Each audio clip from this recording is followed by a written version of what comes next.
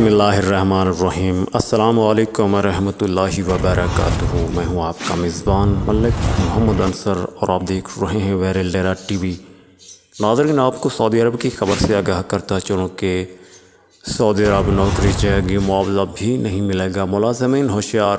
ریاض سعودی وزارت افراد قوت نے ان پہلوؤں پر روشنی ڈالی ہے جن کے تحت آجر کو یہ اختیار ہوگا کہ وہ معاہدے ملازمت حقوق دے بغیر ختم کر دے۔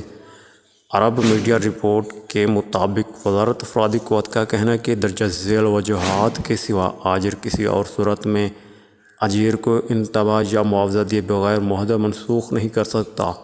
اصولوں کی پاسداری لازمی ہے۔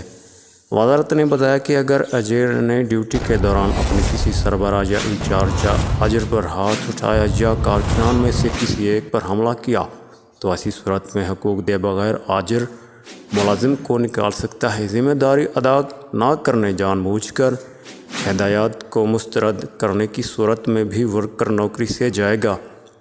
اسی طرح اجیر نے ضابطۂ اخلاق یا امانت کے منافی کوئی کام کیا یا بدسلوکی کی مرتکب ہوا، اگر اجیر نے آجر کو مالی نقصان پہنچانے کی غرض سے کوئی کوتاہی کی یا جان بوجھ کر ایسا کوئی کام کیا، بشرطیہ کہ آجر متعلقہ اداروں کو واقعے کے علم کے 24 گھنٹے کے اندر اطلاع دی، ایسی صورت میں بھی مذکورہ بالا اصول لاگو ہوگا۔ اجیر کی جعلی سازی پکڑی گئی۔